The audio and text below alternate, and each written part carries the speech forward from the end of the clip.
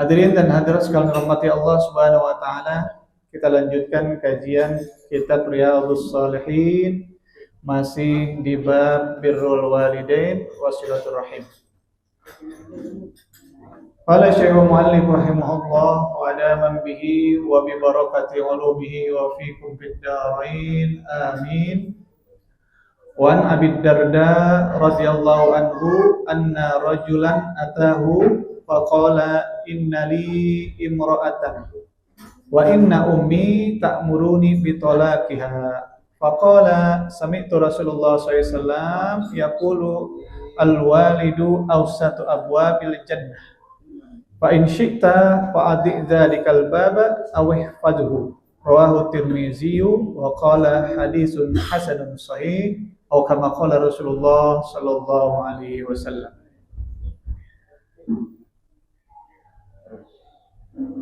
Dunia ini adalah fata morgana.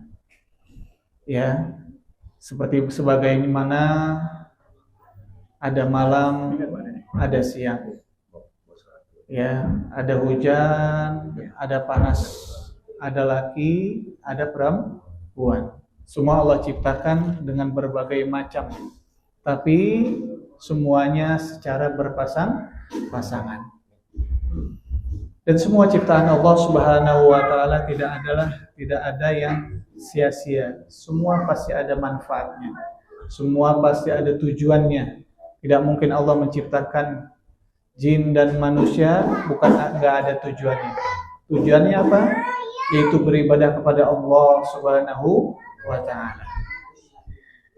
Nah, di dalam hadis ini diceritakan oleh Abi Darda radhiyallahu anhu anna rajulan atahu, ya, sesungguhnya ada seorang laki-laki datang ke Abu Darda. Faqala innali imra'atun, ya, qala innali imra'atan wa inna ummi ta'muruni bi talaqiha, ya. Sesungguhnya ada seorang laki-laki datang ke Abu Darda dan dia berkeluh kesah, bertanya. Ya, kalau bahasa kita nih curhat gitu ya. Curhat kepada Abu Darda. Apa curhatannya? Ya, curhatannya innali imra'atan. Wahai Abu Darda, sungguh saya mempunyai seorang perempuan, artinya adalah seorang istri. Dan istri saya itu saya sangat cinta banget sama dia. Ya, mana cantik lagi, ya. Saya cinta banget sama dia. Wa inna ummi ta'muruni bi talaqiha. Sedangkan ibu saya, wahai Abu Darda, memerintahkan saya untuk, ya, memutuskan hubungan dengan istri saya atau menceraikan istri saya. Faqala sami'tu Rasulullah SAW, ya, kemudian hal tersebut dilaporkan kepada Rasulullah Shallallahu Alaihi Wasallam. Ya, nah setelah dilaporkan, diceritakan bagaimana seorang perempuan yang dicintai oleh seorang suaminya atau seorang istri yang dicintai oleh suaminya, ya, tiba-tiba sang ibu minta agar supaya diceraikan istrinya, sedangkan sang suami mencintai istrinya. Setelah mendengar cerita dari Abu Darda, kemudian Rasulullah Shallallahu Alaihi Wasallam, ya, mempunyai kesimpulan, al-walidu awsatu abwabil jannah. Ya, sungguh orang tua adalah pintu surga yang paling indah. Ya, kalau bahasa literalnya tengah-tengah. Ya, tapi di sini diartikan oleh sebagian ulama adalah pintu surga yang paling indah. Kenapa? Tengah-tengah. Ya, nggak panas, nggak dingin, hangat, enak ya. Kayak Indonesia ini kan negara yang paling hangat, negara tropis, bukan subtropis. Jadi dibilang panas enggak, dibilang hangat enggak.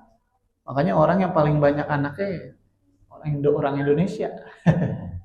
Dan paling banyak jenis burungnya, jenis hewannya, jenis tumbuhannya di Indonesia. Dan yang paling indah negara ya adalah Indonesia. Disebutnya apa Indonesia paling indah? Jamrut Katulistiwa. Makanya di sini dikatakan sebagian ulama bukannya tengah, tapi pintu surga yang paling indah. Nah ini Rasulullah SAW yang mengatakan, fa in syi'ta fa'adi zalikal baba. Rasulullah SAW mengatakan kepada perempuan tersebut, seorang laki-laki tersebut yang diadukan kepada Abu Darda bahwasanya istri saya ya ingin diminta oleh ibu saya untuk diceraikan. Ya, maka di sini Rasulullah SAW al-walidu awsatu abwabil jannah fa in syi'ta. Kalau kamu memang menginginkan diceraikan, ya ceraikan. Kalau kamu pengen ditahan, ya artinya nggak diceraikan, ya dijaga baik-baik. Ya, di sini artinya bukannya Rasulullah SAW mengizinkan ya langsung untuk diceraikan, tidak. Mesti ada sifat yang namanya tabayyun. Ya, harus dijelaskan, harus cari apa yang bisa menyebabkan ibu kamu itu pengen menceraikan istri kamu. Ya. Akhirnya diberi cerita ya kepada Rasulullah. Ya Rasulullah, saya pernah dengar bahwasanya Sayyidina Umar ya menginginkan anaknya Abdullah bin Umar untuk menceraikan istrinya. Akhirnya Sayyidina Umar menceraikan dan diceritakan kepada engkau ya Rasulullah. Betul begitu kan ya Rasulullah? Ya, betul. Terus bagaimana? Ya, berarti saya harus menceraikan. Ya, kata seseorang datang kepada Rasulullah. Bukan orang yang Abu Darda, bukan. Ada orang lain yang datanglah lagi kepada Rasulullah dan sama kejadiannya sama. Problemnya sama, masalahnya sama. Ya, tapi seorang bapak ya Rasulullah, bukan ibu. Sedangkan saya ini adalah ibu.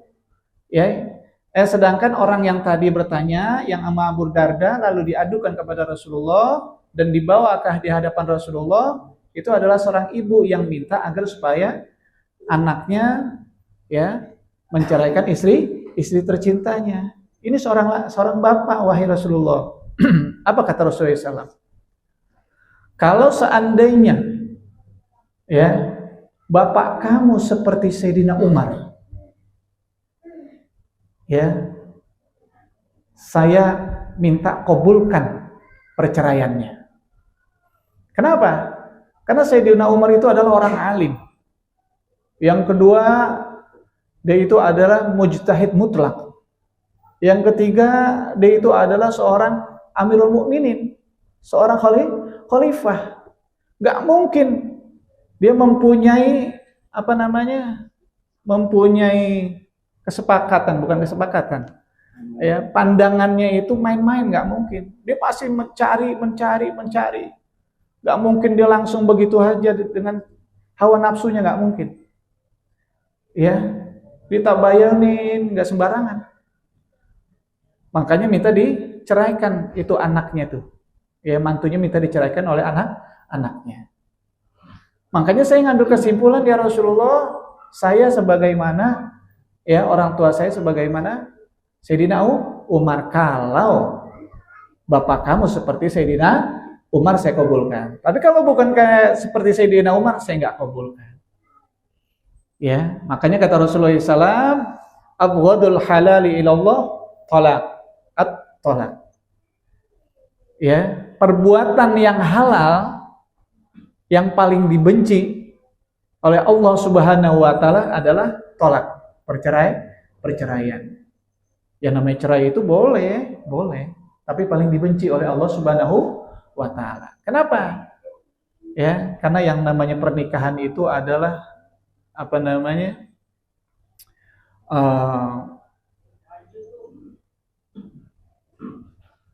mesti perlakuan yang sangat sakral sekali.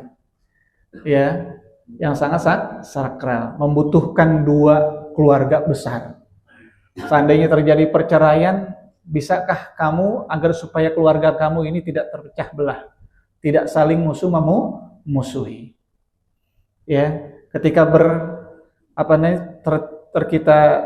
ketika terjadi pernikahan sudah pasti ya, ibumu ibuku, artinya saudara mertua ya ibunya dia, ya orang tuaku ya ibu kamu. Sudah terjadi seperti itu. Nah, itu disebut juga mitsaqun ghalizan. Ya, mitsaqun ghalizan artinya yang namanya orang pernikahan pasti ada yang namanya ada ombaknya, ya, ada batu kerikil-kerikilnya yang nanti kita injek, ya sakit nih, ya. Pasti ada ribut-ributnya, nggak mungkin nggak ada ribut-ribut. Nggak mungkin mulus begitu saja, nggak mungkin. Ya, semuanya pasti ada keributan-keributannya. Ya. Ya mau di kiai kayak mau di habaib kayak dia mau ustadz kayak pasti ada ribut-ributnya. Memang seperti itulah Allah kasih. Ya, ini disebut mitsaqun ghalizan. Kalau seandainya ente siap, ente nikah, maka Allah Subhanahu wa taala akan memberikan karunia. Ya.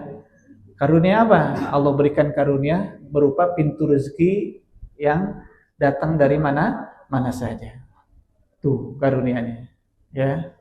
Wa ankihul ayyama minkum was-solihina min ibaikum wa imaikum lil fuqara yughnihimullahu min fadlih.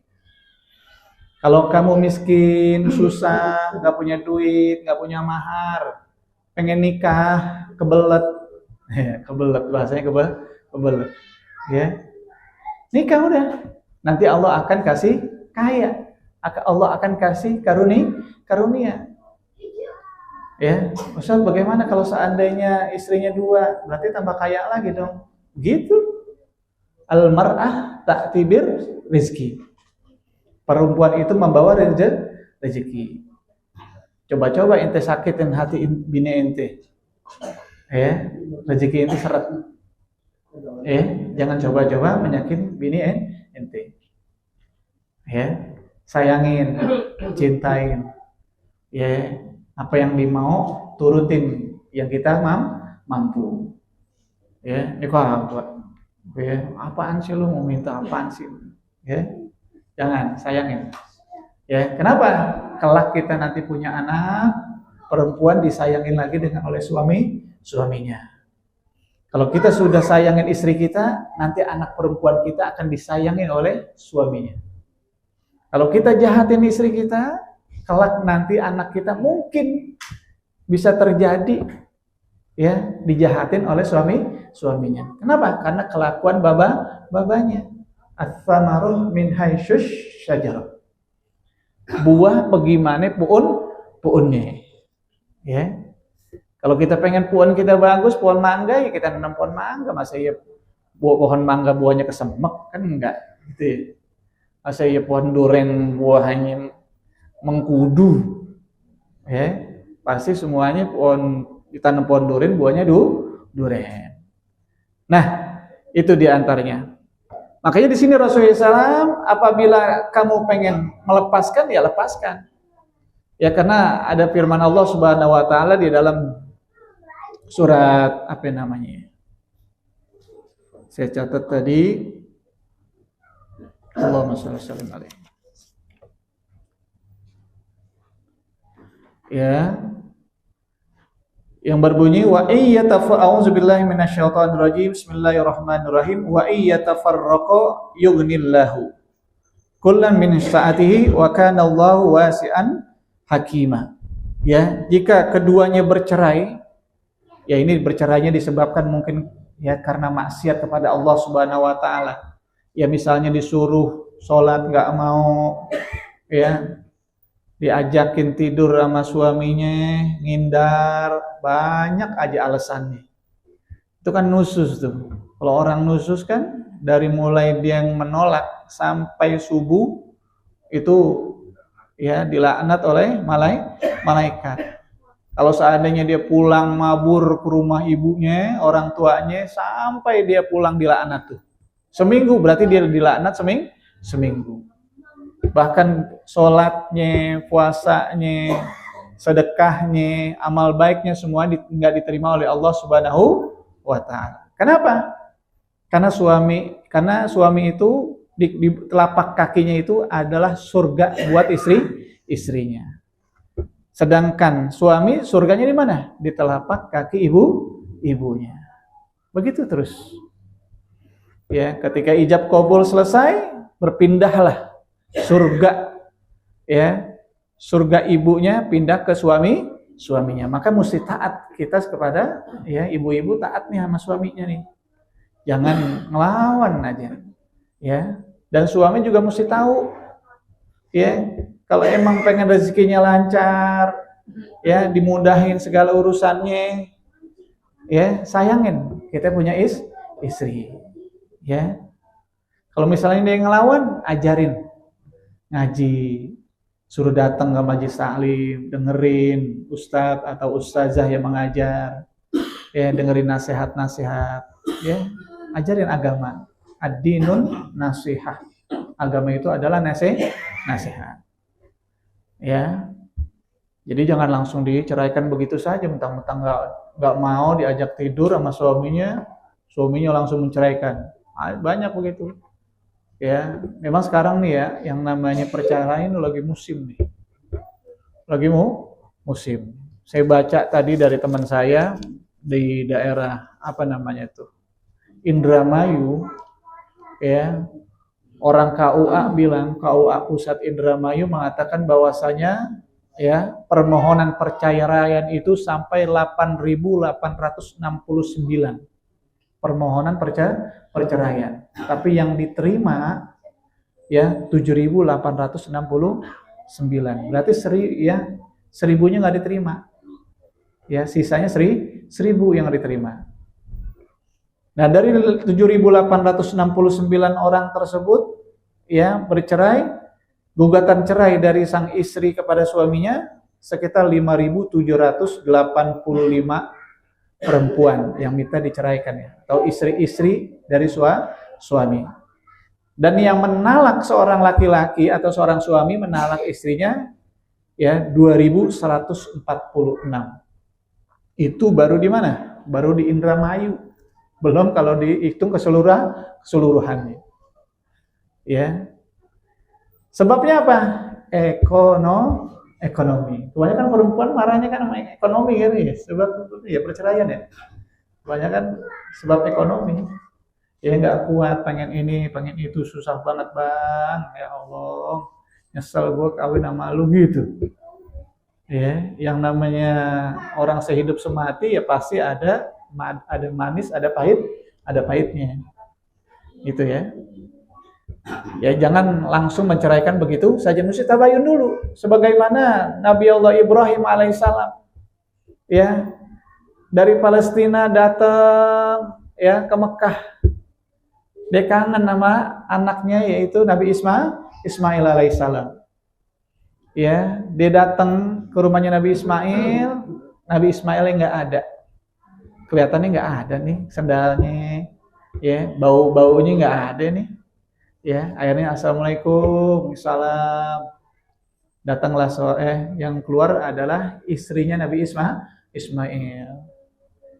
Ya, ditanya bagaimana kabar Ismail? Oh, Ismail lagi berburu nyari rezeki buat nafkah.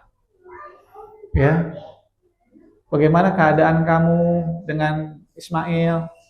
Susah pak, ya, pokoknya susah banget dah hidup sama dia, ya, nggak bekelime, ya, mendingan saya, aduh, pokoknya nggak enak lah, pokoknya mau ini susah, mau itu susah, makan cuma begini-begini, dapat juga kagak. Yang namanya orang berburu kan, kalau nggak dapat pulang nggak, jarang, ya, kalau udah dapat baru pulang, ya. Akhirnya tolong salamin kepada suami kamu, wahai istri Ismail. Salamin kepada suami kamu, ya, bahwasanya daun pintu rumah kamu tolong diganti. Jangan dipertahankan. Kenapa? Karena udah keropos, udah jelek, udah gonjet. Ya. Udah umurnya udah mulai karatan. Jadi mesti diganti. Ya, enggak lama, Ya itu nggak disuruh masuk lagi bapaknya. Nabi Ibrahim nggak disuruh masuk. Dan Nabi Ibrahim ini ya kagak memberikan informasi statusnya sebagai bapak atau sebagai mertuanya. Setelah Nabi Allah Ibrahim pulang, nggak lama Nabi Ismail datang. Assalamualaikum, salam. Gimana dapat buruan? Udah nih dapat buruan. Umpama misalnya kelinci gitu ya. Ini dapat, alhamdulillah. Ini doang Pak? Iya. Oh iya Pak. Tadi ada kakek-kakek dekil banget. Ya, rambutnya acak-acakan. Ya namanya di padang pasir ya. Ada angin gitu ya. Terus juga dekil yang namanya kena pasir. Ya pada apa namanya? Pasir pada nempel di bajunya, di jubahnya, di igelnya. Udah tua putih. Pokoknya gimana gitu, nggak enak dilihatnya. Kamu suruh masuk gak? Enggak. Lalu dia nanya apa? Bagaimana kabar kamu? Ya saya jelasin. Kabar saya dengan engkau susah ya hidup sama kamu. Kadang ada makanan, kadang tidak. Kamu suruh masuk gak? Enggak. Lalu apa yang disampaikan oleh dia? Apa salamnya untuk saya dari dia? Ya, salamnya katanya ya daun pintu depan rumah itu mesti diganti. Akhirnya Nabi Ismail bertanya lagi kepada istrinya, wahai istriku, apakah kamu nggak tahu itu siapa? Saya nggak tahu. Ya, jadi ketika Nabi Ismail alaihissalam nikah, ya Nabi Ibrahim rumahnya kan jauh dari Mekah ke Palestina itu kalau perjalanan onta itu 4 bulan perjalanan. Kalau pakai onta, ya kan dulu onta doang sama kuda. Ya kalau kuda setengahnya dah 2 bulan perjalanan jauh. Ya, saya kasih tahu yang datang tadi kakek-kakek itu orang tua tersebut itu adalah bapak saya atau mertua kamu. Kamu tahu nggak maksud daripada pintunya itu diganti? Ya, maksudnya adalah engkau. Saya ceraikan kamu. Sekarang kamu pulang deh ke orang tua kamu dan jangan kembali lagi. Akhirnya diceraikan. Gak berapa lama lagi Nabi Ibrahim alaihissalam datang ya ke Mekah nengokin Nabi Ismail. Ketika nengokin, assalamualaikum, waalaikumsalam. Oh bapak, silakan masuk Pak, silakan. Ada Ismail? Nggak ada Pak. Lagi berburu. Gimana kabar? Sehat? Oh, alhamdulillah sehat. Ismail sehat, Bang Ismail sehat. Ya, gimana keadaannya? Senang kan? Oh, senang banget. Saya makanannya daging. Ya, namanya orang berburu pasti makanannya daging. Kalau bertani makanannya sayur. Makan daging mulu, alhamdulillah. Bapak udah makan? Saya siapin dulu ya, saya masakin, makan deng-deng, mau pakai nasi uduk, makan ayo Pak, makan Pak, silakan Pak. Oh luar biasa, enak banget masakannya. Ya ada deng-dengnya lagi gitu ya, kudapannya, oh luar biasa. Kapan suami kamu pulang? Nanti paling nggak lama lagi. Oh, ini saya udah tungguin 1 jam nggak datang-datang, saya pulang dulu ya. Salamin sama suami kamu, ya daun pintu yang di depan kemarin yang udah diganti, pertahanin. Jangan diganti-ganti. Ini bagus daun pintunya nih. Ya. Daun pintunya terbuat dari jati tua kali ya. Dari Tuban sono. Mertua saya rumahnya di Tuban, jadi saya tahu jati sono. Tua-tua yang 500 tahun sampai polisi polisi hutannya sampai 6 sampai 7 gonta-ganti udah mati ganti lagi. Saking lamanya itu pohonan. Iya, tua banget. Nah itu kuat banget, itu luar biasa, mahal harganya. 1 pohon 2 miliar harganya. 1 pohon 2 miliar, nah coba itu, kaya banget itu ya. Makanya dijagain sama polisi. Nah akhirnya nggak lama Nabi Ismail alaihissalam pulang ke rumah. Assalamualaikum, waalaikumsalam, wahai suamiku, luar biasa tadi ada seorang tamu kakek-kakek, indah banget dipandang, melihatnya enak, sejuk.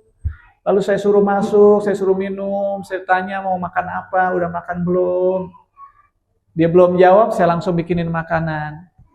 Ya, setelah saya kasih makan, dia tanya bagaimana kehidupan kamu. Senang, indah pokoknya sama Bang Ismail dah. Pokoknya luar biasa. Ya, surga dunia. Lalu kerjaannya apa, Bang Ismail? Kerjaannya berburu.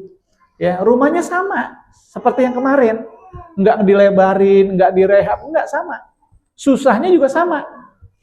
Sama istri yang pertama sama. Tapi pelayanannya, ya, ceritanya itu berbeda. Bini yang pertama sama bini yang kedua. Ya. Akhirnya ngelamar Rasulullah, Nabi Ibrahim alaihissalam pulang. Sebelum pulang, tolong salamin bahwasanya tolong jaga ini pintu, karena pintu ini bagus. Pertahankan sampai mati. Akhirnya setelah pulang, Nabi Ismail alaihissalam datang, wahai suamiku, tadi alhamdulillah ada seorang yang orang tua enak dipandang, bersinar. Saya suruh makan, ya saya suruh minum, dia bercerita bagaimana, dia bertanya bagaimana kehidupan kamu bersama Bang Ismail. Saya bilang, indah luar biasa. Ya, seperti surga di rumahku, baiti jannati. Lalu apa amanahnya? Amanahnya adalah suruh jaga pintunya. Jangan diapa-apain sampai mati. Kamu tahu gak, wahai istriku, sesungguhnya yang datang tadi itu adalah ayahku, yaitu Nabi Ibrahim alaihissalam. Ya, amanahnya apa? Amanahnya adalah aku untuk menjaga kamu sampai mati. Pintu itu maksudnya adalah kamu. Sedangkan pintu yang kemarin diganti itu adalah istriku yang pertama dengan berbagai macam perbuatan dan sifatnya yang kurang baik. Makanya diminta oleh bapak saya untuk diganti. Baru setelah itu Nabi Ismail dengan istrinya hidup dengan senang. Didoain tuh. Sama siapa ya? Sama ayahandanya. Ya, itu makanya mesti tabayun dulu, ya, mesti tabayun. Istri juga mesti sabar menghadapi suami yang nggak ada kerjaan. Boleh gitu, istri memberikan rezeki, memberikan sedekah kepada suami, boleh, silakan sedekah, ya. Ya, satu lagi nih, dikit. Bismillahirrahmanirrahim. Wa an ibni Bara ibni Azib radhiyallahu anhuma anin Nabi sallallahu alaihi wasallam qala al khalatu bimanzilatil rawahu Tirmizi wa qala hadisun sahih.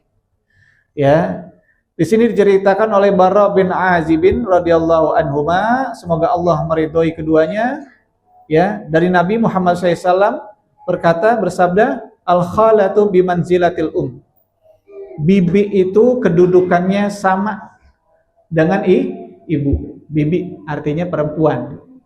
Ya, ada khal, ya, ada khalati, ya. Ada apa namanya? Ya, khal. Al-khali ada khalati. Khal itu paman dari perempuan. Ya, khalati adalah bibinya. Sama keturunannya kedudukannya sama. Ada juga, ya, ummi amati, ya, ada am paman, amati tante atau bibi, tapi dari pihak bapak. Ya, kadang-kadang kita manggilkan ada ami, ya, ami itu adalah paman, tapi kalau misalnya perempuan amati, ya. Ada namanya juga, ya, akhwal. Apa sih akhwal? Saudara perempuan. Ya. Jadi ketika orang Arab datang ke Indonesia untuk mensiarkan agama Islam di Indonesia, ya, dia nggak bawa perempuan. Dia masih muda-muda. Datang ke Indonesia mensiarkan agama Islam, berdagang sambil mensiarkan agama Islam, akhirnya dia menikah dengan rakyat Indonesia yang perempuan. Ya, makanya nih mesti orang-orang Arab itu sangat mencintai orang-orang Indonesia, khususnya perempuan. Artinya apa? Dianggap perempuan-perempuan di Indonesia itu adalah saudara daripada ibunya. Saudara daripada nenek moyangnya. Kenapa? Karena ibunya dulu adalah orang Indonesia asli, pribumi. Ya, akhwal. Ya. Sebab itu makanya lahirlah ya para habaib. Ya, tapi yang golongan ahwal. Ya. Ini mesti tahu apa tuh amun, apa tuh amati, ya, apa halun, ya, ada hal, ya itu mesti paham. Nah, di sini al-khalatu manzilatil ummi artinya yang namanya bibi itu sama kedudukannya dengan ibu kamu. Kalau seandainya ibu kamu tidak ada, ya, maka yang menggantikan untuk merawat biasanya adalah bibinya. Ya, makanya enggak batal tuh. Ya, seorang mantu salaman sama tantenya, sama encingnya yang perempuan tidak batal. Dudukannya sama dengan ibu. Ya, mungkin mestinya kita apain? Kita hormati. Jangan mentang-mentang kita udah udah nggak senang dengan anaknya. Yang namanya istri itu kan ada bekasnya. Tapi kalau yang namanya mertua ada bekasnya nggak? Nggak ada. Begitu juga bibi-bibinya. Begitu juga paman-pamannya, nggak ada bekasnya. Ya, kalau istri, suami ada bekasnya. Begitu juga anak, hasil dari pernikahan nggak ada bekas anak. Ya, kalau istri ada bekasnya, suami juga ada bekasnya. Ya, itu saja ya. Nanti insya Allah kita lanjutkan di hadis ke-335 yang akan datang. Mudah-mudahan ya dengan kita mempelajari ilmu tentang silaturahim dan taat kepada kedua orang tua, mudah-mudahan Allah Subhanahu wa taala memberikan futuhal arifin, futuhas siddiqin, futuhal ulama'il amirin. Dan mudah-mudahan semua yang hadir dan baik laki-laki maupun perempuan Allah memberikan kekuatan di dalam menyerap ilmu-ilmu, dan mudah-mudahan ilmu kita bermanfaat ya, baik diri kita, keluarga kita, dan baik di dunia maupun di akhirat kelak. Wallahu a'lam bishawab wa ilaihil mazi wal ma'af. Al-Fatihah.